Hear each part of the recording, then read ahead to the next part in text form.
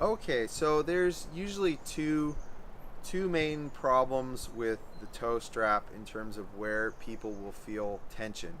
Um, Let me go after the first one, and both of these are you have to deal with them with adjustments. The first one, which is kind of common, is people might tighten the straps too much on the heel strap and right here, and so they'll feel tension right in the back, right in between the two toes, the big toe and the second toe. In Britain, they call this the great toe, believe it or not. Um, Sometimes, so what will usually happen with in that case, there's a couple of things, but um, for me, actually, I have experienced that from time to time is having too much tension on the toe, and so one of the ways you can deal with that is actually with a pair of power straps, and you can loosen the heel strap up and move your foot back just a hair.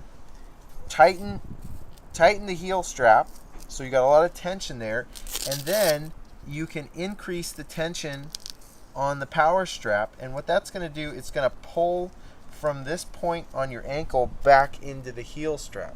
So that'll give you a little bit more wiggle room there. If that still hasn't done it, it still hasn't alleviated the problem, then what I would do is I would unstrap everything, take all the adjustments out of it, and just start from scratch, and then make sure you have a decent amount of tension on the power strap.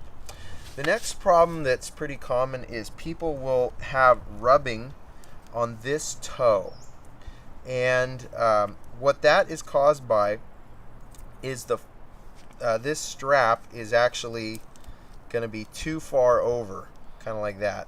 And so the first and simplest thing to do is just to take this guy and you tighten it a little bit so it pulls the tension off. If you notice, I wear these things all the time, and I don't mind it touching my toe just a little bit. Some people have this strap like straight up and down on the bone. I don't find that comfortable. I actually find it comfortable when it's, if you notice, just like a little, just slight tension there, but not very much. So that adjustment, you just use the insole strap to tighten it a little bit. I think one thing that's important to know is that any part of this sandal, if it's rubbing around, it's gonna wear on your skin. It's gonna cause an irritation. So the sandals actually don't rub around while you're walking. They're snug. They're not tight. They're meant to be snug. They're not meant to move around while you're walking. If that's happening, they're not in their proper adjustment. So they will stay put as long as they're adjusted properly. You do your initial adjustment of the sandals and you do it right, they're going to feel great. But what is going to happen, let me show you one of my sandals. These are only like 3 weeks old. These are like a variation of the mountain goat. And if you'll notice, the sandal curled up in this direction, and if you could see this, it's kind of shaped up, it's curved around the foot a little bit, and then it's done that in the back, and everything's had a chance to like stretch and settle. So what that means is you're gonna have to actually take up the slack in the laces. So it wouldn't hurt after a week, 2 weeks, to just take everything apart and readjust it to your foot. It'll feel great again.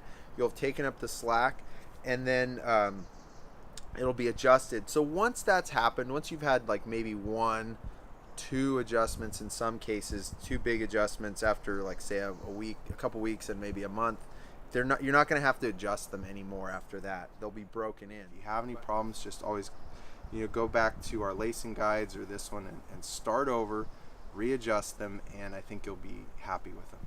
And so that's it for today.